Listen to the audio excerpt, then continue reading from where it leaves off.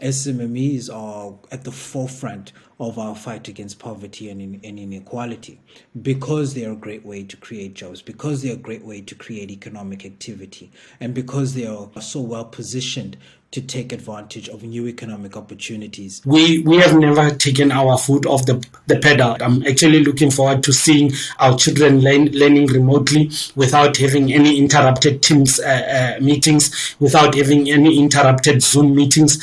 That's going to be the new era of what the new meaning of life will be for every single child who's going to be starting school from kindergarten. By training these young ladies at a school level from grade 10 to make sure that when they grow and they go out of school, they already know what they want to do. Whether they want to go and study entrepreneurship or whatever they want to study, or they want to start businesses to be able to create employment so that they become role players in this initiative. At times, young people think that, when you have a business idea, it will just work out.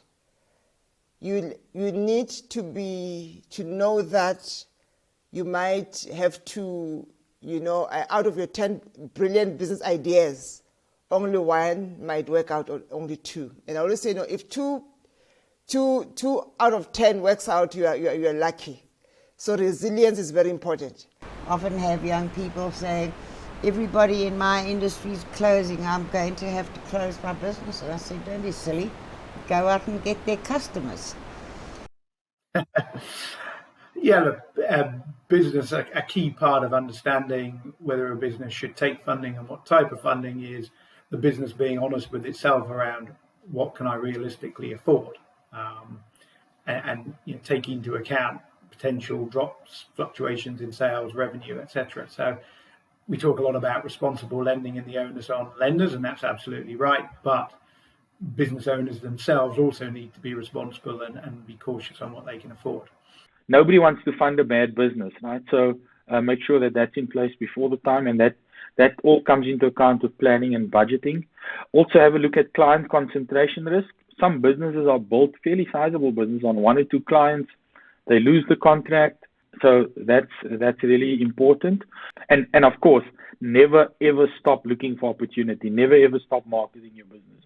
When small businesses come and say, we need money, we need funding, I say, no, you don't need money. You don't need, you just need market. You need to access the market.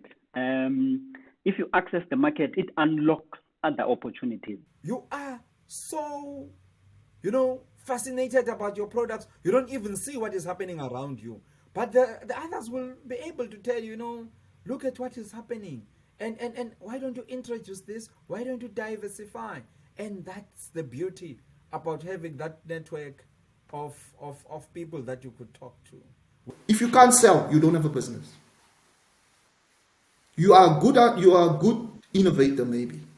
But if you can't sell that idea, if you can't monetize it, you are not an entrepreneur. An entrepreneur must sell. You must be able to know how to sell your product or your service. Want to export, and these are the implications of potential savings that I think most people might not even be aware of, where if you're exporting to a different country, there are certain exemptions. And if you're importing from a specific country, they also ask specific exemptions that would be applicable and things that you need to know and you must comply with to ensure the continuity and sustainability of your business.